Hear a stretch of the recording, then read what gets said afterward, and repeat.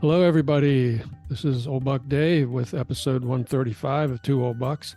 Yes, this is Two Old Bucks. Don't change that dial. You heard some different opening music today. We've kind of strayed from our normal path here, but we thought we'd start off with a little bit of Indian music to get you in the mood.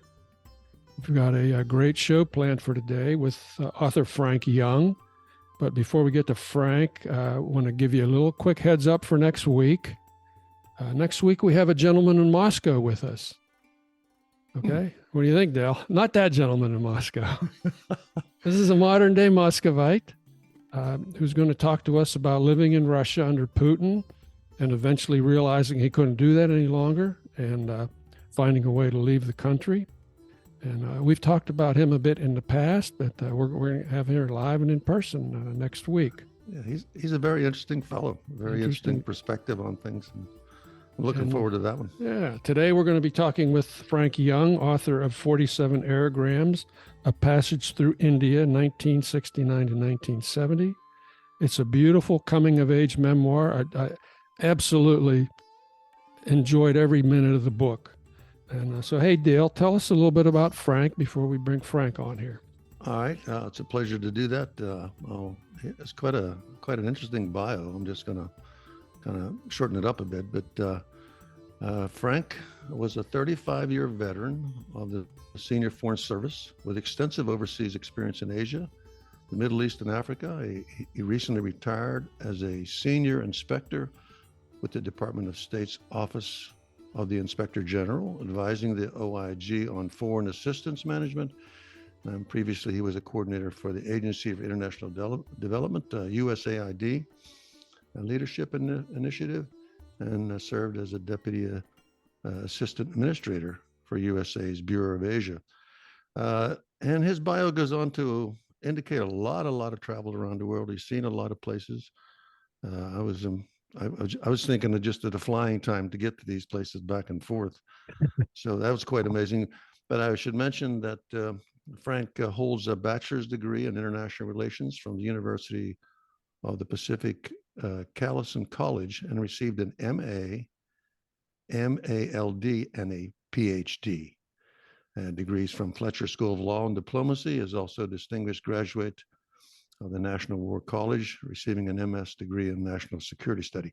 So he has a PhD. We could call him Dr. Frank Young, but we just call him Frank. We're just going to call him Frank. And I have a little note in pencil there. And he wrote a book. And he wrote a book. Yeah. Hey, welcome, Frank. Welcome, Frank. Thanks, fellas. Thanks. Good morning, David and Dell. Good morning. So good to have you here. This is really looking forward to this interview. I think it's going to be a lot of fun.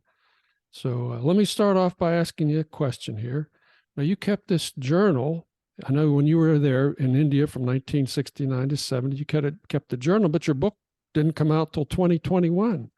That's a long time to write a book. So what spurred you to write that book after all those years? And when you were 20 years old, did you ever think you'd be doing this 50 years later? Not at all. I think when you're 20 years old, you can't imagine anything you'd be doing 50 years. I described partly in the book what motivated me to write it, but I think the first thing that happened that was important was as soon as I got home in June of 1970, I feverishly wrote everything down while the memories were still fresh. That manuscript still sits on my bookcase today. I use that as the foundation for actually writing the book. The journals have been long lost to mold, mildew, damage from insects in storage, and many overseas junkets and assignments. But the thing lay dormant. Even though I went back to India in 1975 to find my Indian family, and I described the tragic encounter I had there when I discovered my Indian foster father had passed away and I hadn't known it. Went back in 81 to 84 to serve in the American Embassy at the USAID mission in New Delhi. Still, the impact of that year was too recent for it to make much of an impact on me. But 2011, I went back as the acting director of the aid mission to prepare for a visit from Secretary of State Clinton. And the minute I walked out of the airport, it was like I was transported in a time machine back to 1969. the sights, the smells, and believe me, anybody who's been to the subcontinent knows, and Dave, you know, because I've been there. Yes. it has a smell and a sound unique to that country. The minute you get there, you know you're there. And the memories of 42 years before just began flashing before my eyes. And I absolutely resolved that I was going to pull that manuscript out that I put together in 1970, polish it, and try to put it in book form. The problem was I didn't have enough material to really fill in the details. And so in 2013, when I went back to take care of my mother when she was suffering from dementia, I was going through the house, going through hat boxes, going underneath the carpets, looking for things like documents and money and stuff that people who are suffering from dementia, they often have this habit of hiding things. In one of the hat boxes was all 47 aerogrammes I had written home from India, bundled in rubber bands in chronological order, and they were as fresh and as bright in terms of their ink. You know, I mean, nothing had faded. Hey, let me jump in here. We got some people that are not going to know what an aerogram is. Tell them Okay. what an aerogram is. An aerogram was a way to write home when you were overseas before 1993. The International Postal Union actually phased them out in 1993.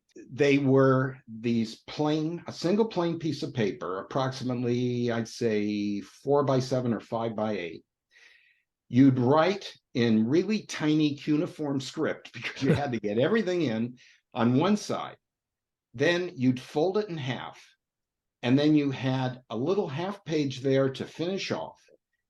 You'd fold it in half again, lick the two gummed edges, seal it, and mail it. In India at that time, it cost about 12 cents to mail this letter. But the key was you couldn't put anything inside. No enclosures were allowed because these things weighed but a fraction of an ounce. And they were the fastest way of communicating back then from India, much faster than phone calls. That's amazing, isn't it? Yeah, much, much faster. As I say, they were in common use until the early 90s, until the internet took over, better telegraph and telexing facilities, and of course, better telephone capabilities took over. At that point, aerogrammes really weren't necessary anymore. But, you know, you think about today and Wi-Fi and instant communications around the world and instant information retrieval. It was a very different world back then. Very different. So when I discovered these aerogrammes, I took them home. And as I read through them, I realized these were the connective tissue that was going to make the rest of the narrative hold together. That instead of writing just a straight account of journals, I would put the aerogrammes in there because the aerogrammes contained the moment. They contained the immediacy of what I was experiencing at the time. And so I was able to intersperse the aerogrammes closely with the journal entries in order to provide the reader kind of a smooth flow through of sort of my transformation in my experience over that year in India. And it worked. It works. And it worked. That's why I used that title. I struggled for 3 years over a title, and finally decided it was standing right in front of me. The aerogram. Yeah, I remember those aerogrammes. They were a convenient way to capture the moment, as you said. Hey, listen. So that's amazing. But now listen. Here's a question that's been bouncing around in my head, and we didn't mention this. You were accepted at Stanford, okay, which I hear is not a bad school. Mm-hmm. And yet you chose this little school called Callison. I'd never heard of it.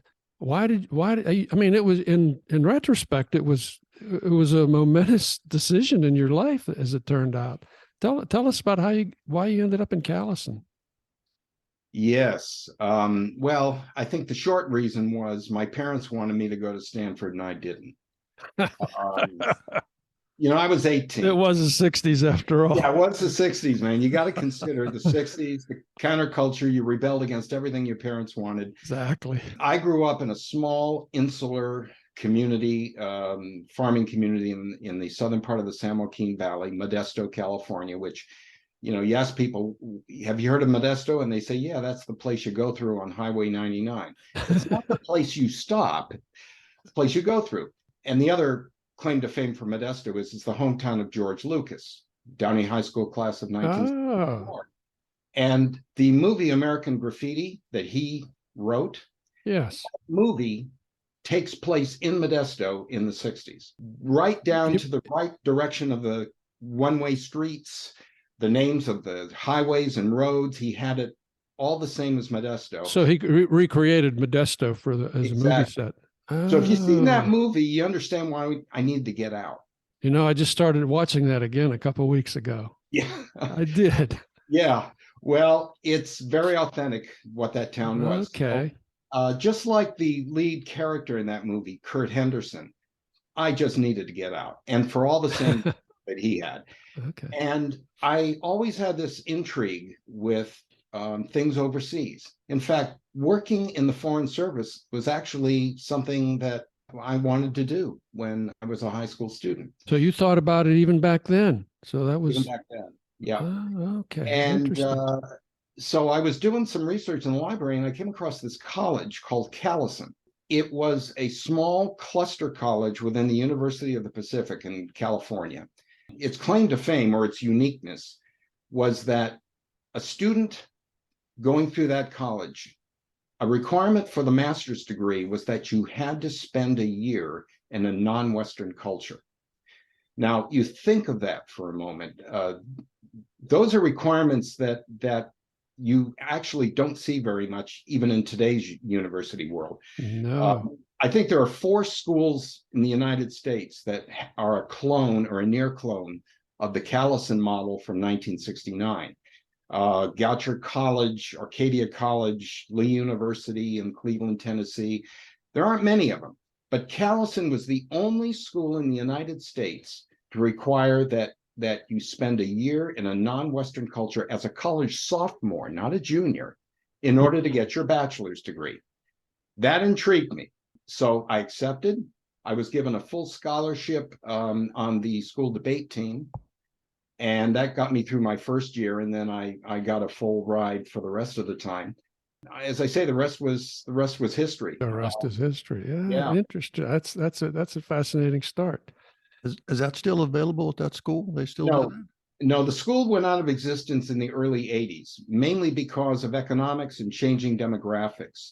It was hard to convince parents and students that it was worthwhile doing this anymore. Plus, India got difficult. After the Indo-Pakistani War of 1971, our campus was actually ejected. They did go back in a small way to Pune, which is in, I believe, in Gujarat state. But the campus then moved on to Japan, to Kyoto, Japan, and went for many, many years, requiring students spend a year in Japan as a requirement for the degree. But the school, it just didn't make economic sense anymore by the mid-'80s. It was too expensive. But it recreated itself in 1988 as the School of International Studies, which modified the requirement for a degree to be a semester abroad for a bachelor's degree, generally in the junior year. And I served on the board of directors, or board of advisors, I should say, for that school until it regrettably kind of went out of existence last year. Again, problems of economics, not being able to recruit enough students who were willing to do that sort of course of study. I'd wondered, I was going to ask you why the program ended after, 3 or 4 years. So that's why. Yeah, the war in India, between India and Pakistan. Okay. Well, listen, let's get to the book itself. I'd like you to read a couple passages as we go on here. So if you've got a passage picked out that you like, give us a little prep, set it up, and then read the passage, and then we can talk about that a little bit. Sure. Well, I had spent the first 8 months or so of my time in India doing a lot of traveling, studying. I was doing a term paper on the Communist Party of India, trying to figure out why that India hadn't made the choice to go communist as opposed to democratic. And there's a whole backstory to that. But in my final month, I knew I was missing something from this experience. So I decided to move in with an Indian family. And I didn't choose the family, they chose me, which is the unique part of this, because they were a very Orthodox Brahmin family. They had a small cement block home with these mustardy walls that you often find inside Indian homes. Very little furniture, hardly any art on the walls. The only pictures on the walls were pictures of Gandhi, Nehru, and believe it or not, John F. Kennedy, who was considered to be literally an icon in that country at that time. Eastern toilets, we ate off banana leaves off the floor. The family generally slept on the floor. They actually gave me a wooden slat bed, which was nice of them. So I moved in with them, and I had to adopt to their diet, all of their habits. The family was composed of the husband, K. Subbarao was his name, his wife's sister, whose name is Shanti, two children, a boy named Diwakar and a daughter named Shyamala, which this passage is going to be about. And when I moved in with them, it caused a lot of stir in the neighborhood. I lived in a small section of Bangalore called Vishweshwarapuram, which you can't say fast 3 times. I couldn't say it at all. It's probably hard to find these days if that neighborhood even still exists, given all the building in Bangalore. And all of his neighbors were Orthodox Brahmin. And they really doubted that this was the correct move for Mr. Subbarao to do, which was to a white male American 20-year-old student with long hair into his household, where the household had a single daughter of marriageable age. So this was not enhancing his reputation in the community. No, it was scandalous, and he pushed back. To his credit, he pushed back, and he said, "I will not counter rumor mongering." So this passage relates to my getting to know Shyamala, and because I was the eldest male in the house, I was required to participate in the bargaining session for her dowry, which was actually illegal. Dowry bargaining or dowries were actually made illegal in India in 1961, but it was hardly ever enforced. But nevertheless, here I was participating in what was in effect an illegal activity. So I will read from this passage. My Indian sister, Shyamala, provided some of the most interesting episodes of my stay. The first time I looked at her, I mistook her for a child of perhaps no older than 12 years old. Actually, she's a second-year college student and every bit of 17. Mr. Subbarao explained that Shyamala, having reached 17, is at the age where preparation for marriage should begin. He had begun receiving offers from prospective young beaux seeking Shyamala's hand and had arranged to interview a couple of them while I am living with the family. The young suitors are accompanied by their fathers, and the questions discussed center on caste affiliation, what village they come from, education, astrological sign. Shyamala and her future husband must have a favorable horologic alignment, career ambition, and so on. I am a smiling, if clueless, witness to all of this, but being the eldest male in the home after Mr. Subbarao, I am required to sit in on the deliberations. It is all carried on in Kannarese, and all I can do is look attentive, smile, return glances, and appear as though I'm playing my part, whatever that is. The young men seeking her hand, as well as their fathers, are usually polite, but wary toward me, not quite knowing what to make of my presence. Occasionally, Mr. Subbarao breaks into English. And so, the offer of dowry consists of 2 bicycles, 2,000 rupees, 2 goats, 5 saris, and gold bangles. Frank, is this suitable? Well, of course, you're correct, Frank. Perhaps a motor scooter instead of the bicycles and 2 goats. My daughter is well educated and plays the veena with such beauty that the strings weep. This would be fair, isn't it? I sport a serious frown at this point, nodding agreement and staring expressionless at the young suitor. During all of this, Shyamala never once appears to meet her potential bridegroom. I'm so puzzled by all of this that I asked Subbarao after the interview concludes, what would happen if Shyamala didn't like the boy chosen for her? Mr. Subarao reassured me that should this be the case, Shamala could, of course, refuse the marriage. But the implication was that she would not refuse her father's next choice. He's quite intent to have her married quickly. He tells me the astrologer had set May as the best month for Shamala to be married, and he's going to try to meet that deadline. Oh man. So you were part of that. That's a great story. Yeah. So how did it end up? Is there an ending to that? Yes, there is. When I went back in 1975 to do a surprise visit to the family, and this was on my way back from Taiwan, where I'd been doing my doctoral research, I somehow found my way to the house. And this is described in the book, and I'm glad you're not making me read it, because frankly, it brings tears to my eyes every time I read it. Mm. I somehow found the neighborhood, despite the fact Bangalore had been so overbuilt. And I walked down the neighborhood, very conscious of the eyes that were on me were probably the same eyes that were on me 5 years before when I was living there. I get to the gate of the house, and just as I'm opening the gate, Mrs. Subarao appears. She has this shock on her face, and she screams, "He's dead." And she didn't speak English. Those are the only words that I think she learned in anticipation of my coming back. Well, to sort of skip through a lot of that, there was a lot of hugging and crying, and Shamala, who was living nearby, came over with her husband and her child, and we had a tremendous feast, and Shamala showed me all the letters that her father had kept until he had passed away the year before. She had meant to write me back, but didn't feel confident enough in her written English to do it.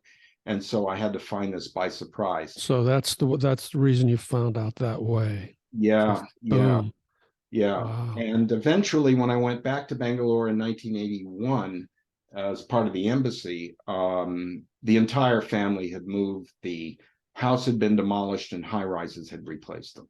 So who did she end up with? I don't know which of the two. Okay, okay. My sense it was the second one, and that wasn't the one that I was involved in. You weren't involved in that negotiation. No. I think the first, from my perspective, the first one was a dud anyway. But so okay. Hey, Frank. Yeah. Dave and I are part of that same generation, that period of time. This looks to me like a series of fortunate events. A school that offered you an opportunity, a place that was fascinating to be in at the time. Youth is always a good thing to have when you do something like that. And then you went on to a pretty adventurous career, which I think prepared you for putting this all together. So the day you said, "I'm going to write this," and you started, how long did it take before it became an actual book? 11 years. There's a good reason for that. Thomas Pynchon, there's a reason I think while he's only written 4 novels, it is so painful. I mean, there's some writers like Stephen King, our good neighbor down here, and Casey Key, who I guess can get up and spend 3 hours in the morning writing, and it just flows off the pen. Don't you hate those guys? Well, I both admire and hate them. Admire and hate, absolutely. But I found that I needed periods of energy and incentive to really make this work. And while I was working, and I retired in 2016, but I had periods between 2011 and 2016 where I went on writing spurts, and I was starting to integrate the aerogrammes into the narrative. The one thing that really kicked it off was my wife gave me a Christmas present, which was a memoir writing course at Politics and Prose in Washington, D.C. And that was probably the most, next to finding the aerogrammes, the most important thing that helped really stoke my desire to get on with this thing, because it gave me direction. Every retired Foreign Service officer wants to write a memoir, and most of them shouldn't. Well, the reason is that memoirs can easily become travelogues or just a compendium of your efficiency reports. Absolutely, yeah. But they need a story. If you haven't got a story, hold on to it until you figure out what that story is. And it took me 40 years to figure out what my story was. And, if it sounds like you're writing a novel, in a way you kind of are, because you've got a story, there's an arc to the story, there's a protagonist, in this case, India, the antagonist, in this case, me. Frank. Yeah. You have conflict, but you also have redemption at the end, where the struggle was worth it. The transformation was worth it. And what's really worth it is that you can take it and put it in a form where you can share it with other people. A memoir is really a curation of your own memories. But it's your curation, it's your story. There are others who will go through the same experience probably, but they'll have their own stories, because everybody takes it in, processes it, and internalizes it and uses it in a very different way. And so I guess that's why it took me that long. I had to figure out my story. Mm-hmm. And by the time I'd figured it out, COVID helped, because it gave me real focus, and I was able to get it into print finally in January of last year. Hey, Frank, I personally am fascinated by that process, and any would-be writers should probably listen to this podcast, because I found writing to be very difficult, and anybody that has the, puts the effort into it, it's a job, and it takes a little bit of skill. And the fact that you got a little, that little course enough to give you the, a little impetus to carry on. I think it's a great story, and I hope that our listeners will pick up that book and enjoy it as much as Dave and I did. Absolutely. Well, let me ask you something else, Frank. Now, you had indicated already that you, even when you were in high school, you had kind of had a feeling that you wanted a career in foreign service. So that year in India, how much did that reinforce that feeling that you already had? I'm not sure it reinforced it so much, because I spent so much of my time sick. Oh, I lost 51 pounds through the simple process of it went out faster than it went in. It made me wonder about whether this was the right choice. Did I have the strength, physical strength, and the emotional strength to do this? But I think toward the end of my stay, it convinced me this is what I wanted to do, but specifically work in the area of international development.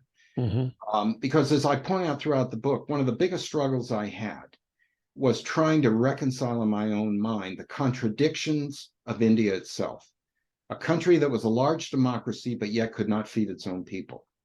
And I couldn't put that together in my 1960s type head as to why that should be, because we had a democracy. Europe had democracies. They were prosperous. What the heck was going on in India? Why couldn't this work there? And, it's very, very difficult when you come to grips with an environment, a culture, a set of values that are so different. You realize that's not the world I grew up in. So what world is this? Mm-hmm. And as you spend that year trying to reconcile those contradictory bits of information in your head, in the end, you don't really come out with an answer. You come out with an accommodation. And I think in my case, I realized, the contradictions don't bother me so much anymore. I've come to realize, and here I'm going to crib from something Tom Friedman wrote this morning in his opinion column, because I think for me it summed it up. God distributes intelligence, ambition, and hope equally across this planet.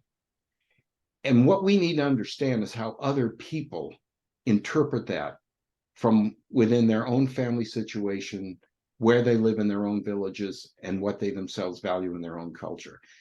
I felt India gave me the equipment, the mental equipment, and the psychological equipment to be able to succeed in serving my country abroad, in working in developing countries to assist those countries in addressing some of their most critical needs.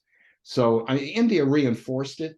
it made me doubt it for a while, but in the end, it really did reinforce my desire that this is what I wanted to do. Well, I was also heartened by it. By the time I got to the end of the book, there was no neat formula. There was no present tied up in a bow that said, well, this is what India is, and this is how you can make it different. I love that you didn't go down that road, because I have done a fair amount of international traveling, and so often you meet somebody who's been in a country for a week or 2 weeks or whatever, and he says, well, the problem is, they don't have enough McDonald's, or if they would only do this, then they'd be more like us. And you avoided that trap, and so hats off to you for that. You made me think of a passage in the early part of the book where just before I went, I was taking some advice from a classmate who'd been there the year before, and I just want to read those sentences. Oh, yeah, absolutely. I think this sums it up. You can think forward or backward too much and lose the essence of where you are. To draw value from the chaotic jumble of images, sounds, and smells that seem to define India requires an open mind, a sense of adventure, and an approachable heart. Nice. Yeah. I mean, that stayed with me the entire year, and that was kind of it's sort of my survival vitamin, if you will. Yeah. That got me through things. But to your other point, Dave, India has changed a lot. They've changed tremendously. I mean, they've got cell phones. They now have modern vehicles. The country has 99% access to electricity. Most of the country has potable water now, but it still hasn't solved some of its most intractable problems, like caste, like abuse of women. Water and sanitation is still a big issue. Even though only 3% of children die before the age of 5 now. It used to be 1 in 5. 40% of the kids are malnourished. So they've made great advances, and they're probably going to be the economy that is going to outshine China over the next 10 to 15 years. Yeah, absolutely. But they still have these intractable problems they're not so intractable, but when you've worked at them for 75 some odd years, they seem that way, that they still need to make progress on. And that's part of the reason why Indians come across perhaps so contrary. I know when negotiating with them, the answer I would always get is no, no, no, no, no, until I realized no meant actually yes. No means, well, come back with another idea and let's look at that one. And you'd come back to them with 100 ideas until they could find no more reason to say no, and then they'd say yes, and then you knew you had an agreement. And I don't know, Dave, if you had a similar experience there when you were negotiating with them, but that's how we got to some of our most successful aid programs in India, because we worked with them the way they negotiated it, and took our cues from them. That's funny, you because when I've been to Bangalore twice, and when I had assumed some manufacturing responsibility over there, so I got over there to meet the crew, and I had my pep talk ready about the things you guys done and where we want to go and what we want to do a little differently. And there's a room full of guys there, and they're all shaking their heads from side to side. And I'm thinking, oh man, am I in trouble here? And yeah. And then afterwards, I pulled the like my main guy, Desai. I pulled him aside, and I said, am I going up in flames here or what?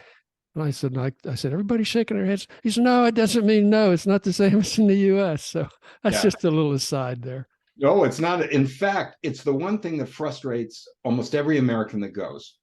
Early on in my stay in Bangalore, we were all trying to catch a rickshaw downtown, one of these little 3-wheeler, single bore, single stroke engine, highly those little putt things, yeah. And we'd say, can you take us to, in this case, can you take us to Chickpet?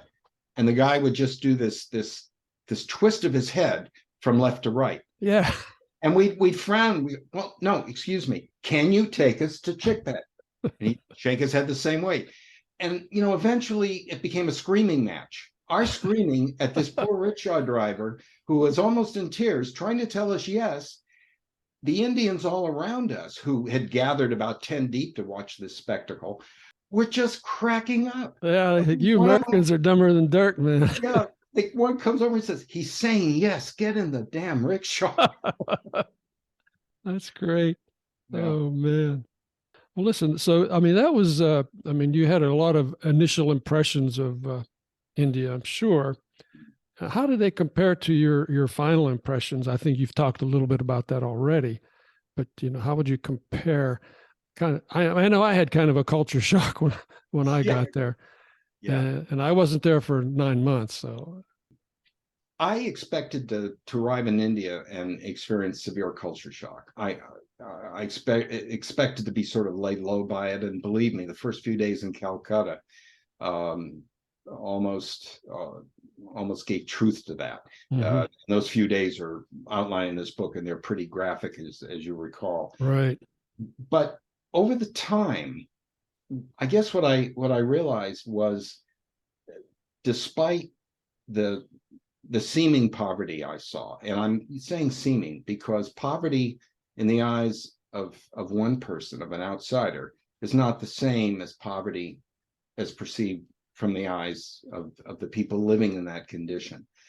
But what I found was I made friends in the most unexpected places. I was rescued by people from disasters that could have made this tale come out a good deal differently. Mm-hmm. I was shown generosity at the hands of strangers with nothing expected in return. And then I was harassed by unctuous bureaucrats who drove me absolutely crazy and bribed me up one side and down the other, until I realized that, okay, well, that's how they put food on the table, because they're not being paid enough. There was a lot of acceptance that went on over time. And a lot of the acceptance was simply trying not to make one day make sense so that it led logically to the next day. Because if I tried to do that and didn't give myself time for reflection, then I would never have figured the place out. And I think by the time it was all over, my pessimism about India, which had been driven by my first encounter in Calcutta, had really been washed away. And even back then, I had perceived of India as a country with great, great potential, tremendous economic potential, social potential, a country that actually could become a force in the world. And I actually talk about this in this narrative that was written half a century ago. Now, I'm not saying that I'm the cousin of Nostradamus or anything, but you could see it. You could see it in the people. The energy was there. The commitment was there. The drive was there to make this country, which could have flown apart into 16 different countries based on ethnicity and language. They held together. Unity and diversity was their theme. And it didn't matter whether you were Bengali or Punjabi or Kannarese or Tamil, you were all Indian. And I think that's what gave them the strength. And so by the time I was over, I was tired, I was exhausted, but I had tremendous hope. And I thought, boy, if I can have tremendous hope here, then a career working in this profession of development, maybe I could carry that with me to my future assignments. So I came out of there incredibly optimistic and hopeful, not just about that country, but about the future in general.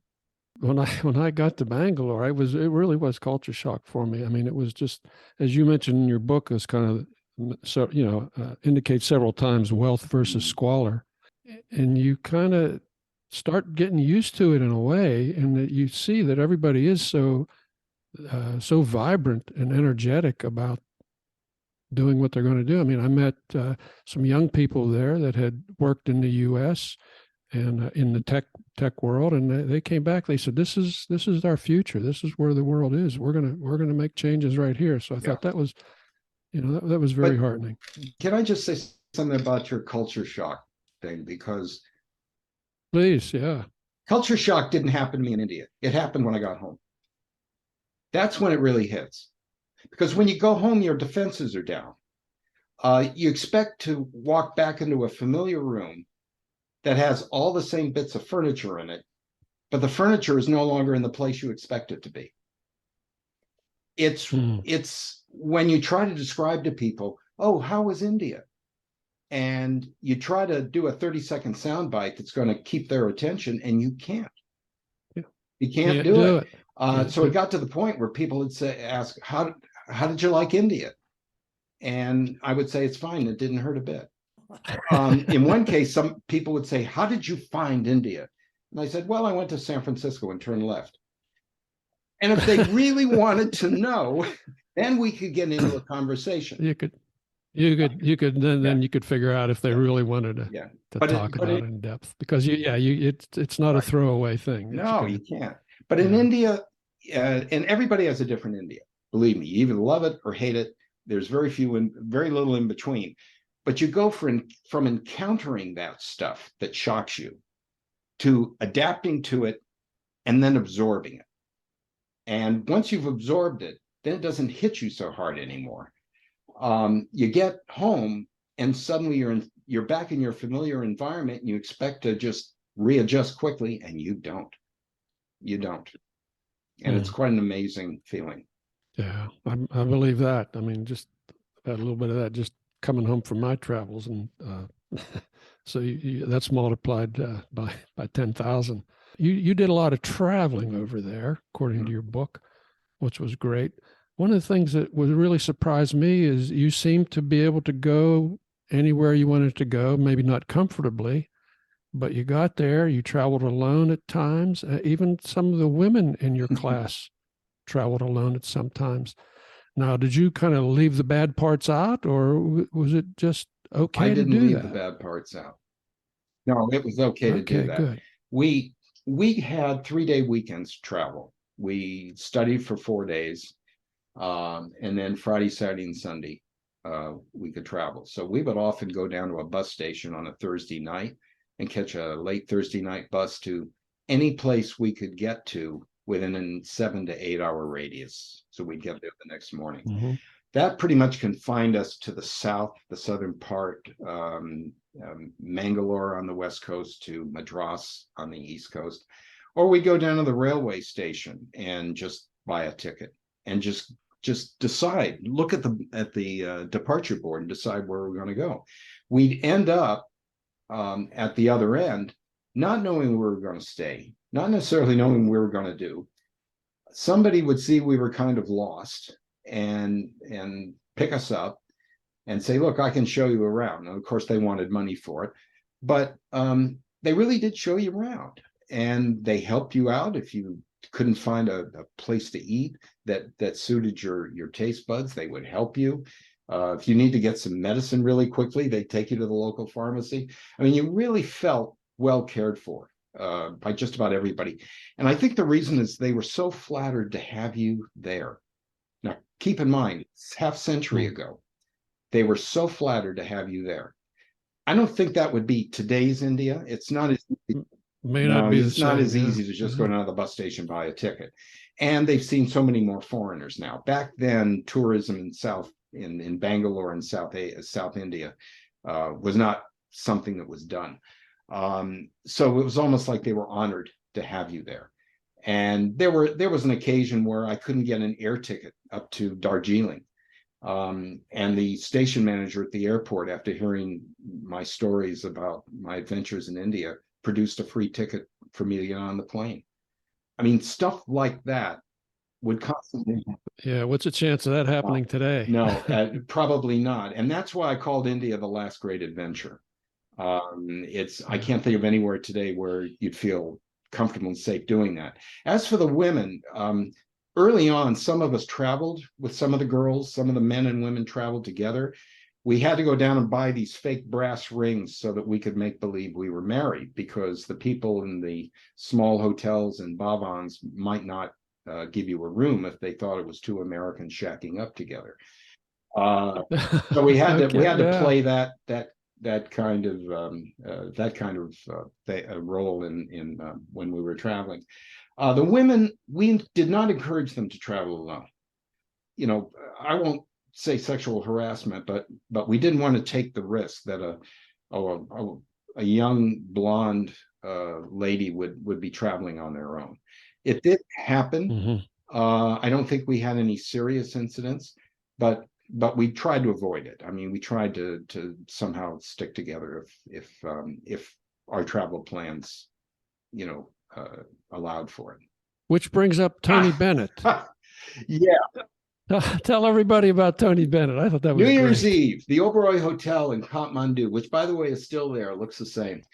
A group of us who were traveling in Nepal decided to treat ourselves to a New Year's Eve fest. It was about $12 a person.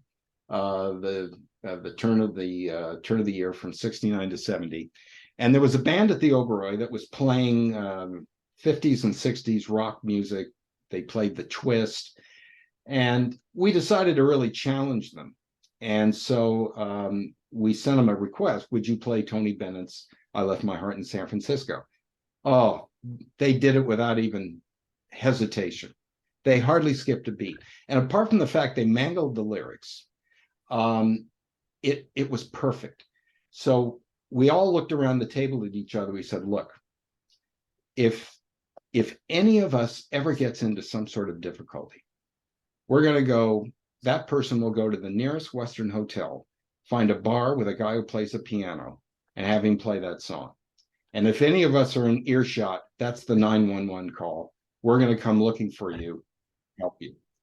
And we did use it once in New Delhi with one of our student colleagues who had crossed the border from Pakistan to India at Amritsar, and he was carrying something the authorities didn't like. They pretty much took everything from him except his passport, and he wandered his way back to New Delhi, went into the hotel a bunch of us are having lunch at, and had them play the song, and we found him. That's amazing. What are the odds?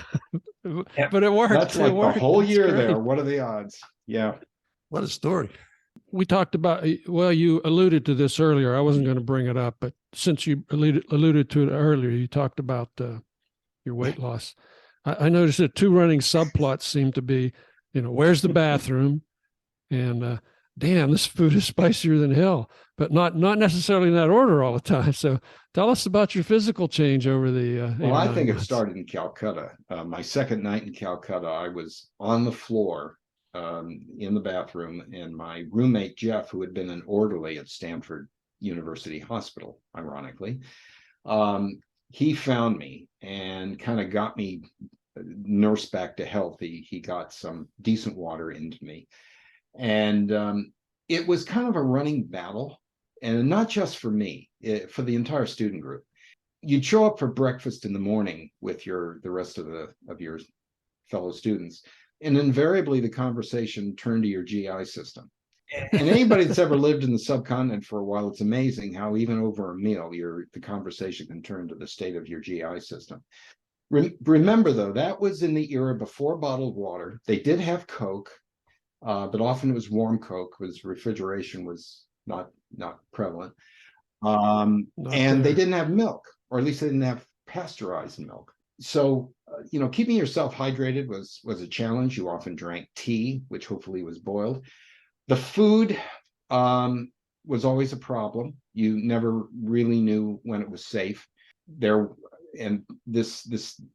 didn't twig on the story in Aleppi, in Kerala state, where the girl I was traveling with, we went in to order some food, and we went down the menu, and the guy kept saying, "Don't have that, don't have that, don't have that." And I said, "What do you have?" And he said, "We have rice and tomatoes."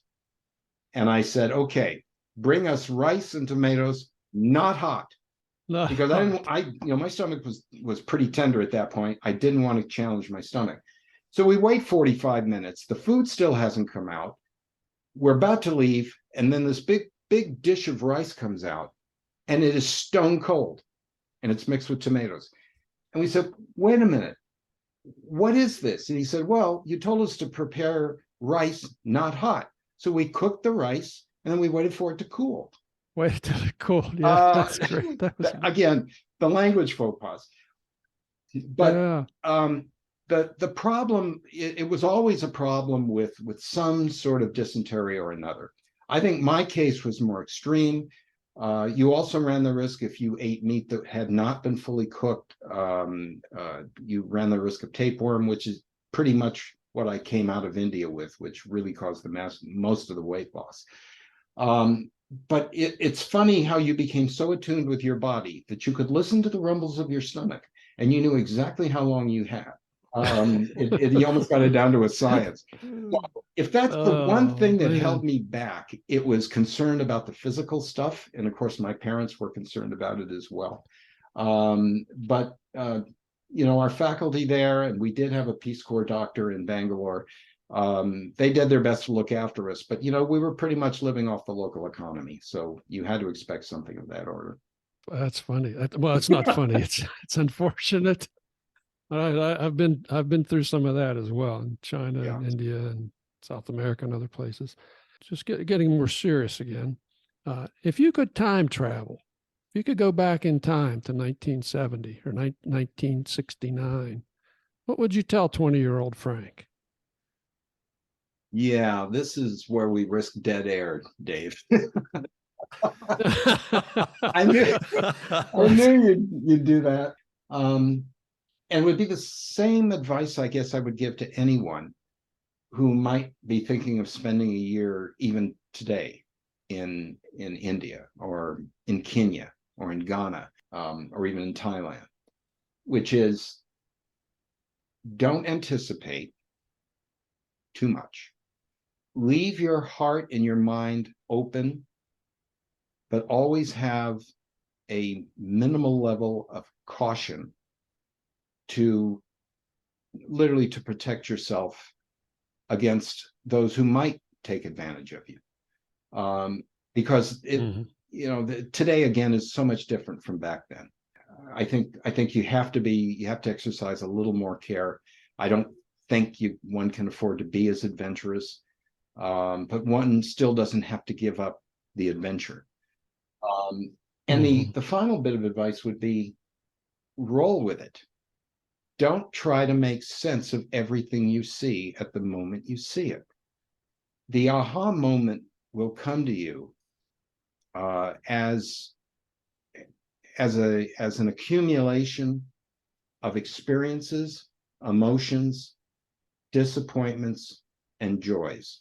All of those will be mixed together, and they'll start coming into focus as you near the end of your stay and you start focusing on, how do I get home? And not how do I get home physically, how do I get home emotionally? It's that, I guess that's the advice I would give.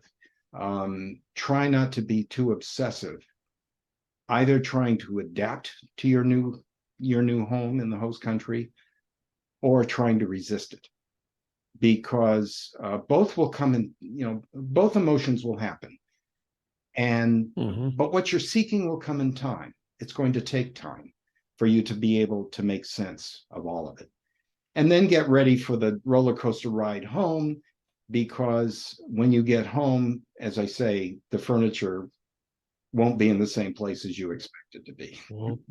Won't be the same. Yeah. That's excellent travel advice there. I'm telling you. That's roll with it, boy. That says so much. Just roll with it. Yeah.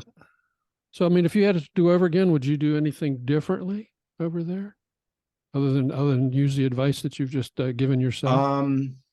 The advice I've given to myself would be what I do differently. But then that would be unfair, because your first reaction when you're in a place that you don't understand is to resist. I mean, you have to. You're wearing your own culture as your Kevlar at that point. It's the natural instinct. And letting that fall away is some of the hardest things that you'll go through. Realizing that the values you have, what you grew up experiencing as a young man and as a child, are no longer serving you very well. exactly where you are. And to open yourself up and to be vulnerable is probably the hardest choice you're going to make. And it's probably the best choice you're going to make, because that's when things are allowed to get in. So if I had to do it any differently, I'd say try not to see Calcutta in your first days there in the way in which you saw it. Because the way you saw that, Frank, you thought that was India, and that was going to be all of India. It's like, oh no, do I need to go home? And was today? I ever wrong? I was so wrong. Oh, that's great. And so, I would say that to me. And, I always have this thing, Dave, where if I could go back to high school now with my 73-year-old brain and have a 14-year-old body, how would I do things differently? And I've never been able to answer that question. Yeah. Neither have I. I would. That says it all, really. Hey, listen, I think this has been great fun. Yeah, it's been very educational for us. You've got another passage that you and I both like. Do you want to read that for us, and then we'll wrap it up? This plays to some of the last points you were making, Dave, and it comes at the end of my second visit to Calcutta in March of 1970, where the place just didn't hit me as hard as it had the first time. And these were my reflections. Travel is so interesting here, but I'm also very, very tired. Not just physically, lost a huge amount of weight, but also weary of all the bureaucratic hassles, the health issues, the non-flushable squat toilets, bad water, and how I always seem to get hustled by every beggar-touted bureaucrat I encounter. Yet the hospitality I've received from strangers and friends has been boundless, with rarely an expectation of something in return. I love this place, really. I admire its people, its stamina as it copes with its crushing poverty, and the belief this country embraces that its problems can all be solved. I also marvel at Indians' fascination with us, although it frustrates me that the allure seems to be more with the material part of American life than with what we stand for as a country. I came here to try and assimilate their culture, be more like them, or the more positive aspects of them, but the average Indian I meet is trying to be more like us, except, of course, for villagers who may have little knowledge of the world beyond their mud walls. Despite these minor complaints, I would not trade this year for anything. I've been stretched to the limit to absorb everything around me. It is equally exhilarating and exhausting. I'm ready for a cultural break. I need to step back and find some time to think and make sense of everything. I'm ready to come home. Wow. Welcome home, Frank. That's just a great passage. I mean, there's so many in that book, but that's one that just really leaped out. Mention the title of that book again, Dave, so everybody can hear it. That book is, and we'll put this in put a link in the liner note. It's 47 Aerogrammes, A Passage Through India, 1969 to 1970 by Frank J. Young. That's a highly recommended book. I loved every minute of it. It was just terrific. And I'm hoping maybe Frank can come back sometime and discuss some of your foreign service experiences and your views on the world with us. Look forward to that, Dave. Just as a plug, the Association for Diplomatic Studies and Training just published a couple of vignettes from an oral history I gave. One of which was the American effort to help the Bangladeshis and respond to the Great Cyclone of 1991, which was as powerful as the one that just hit Myanmar last week.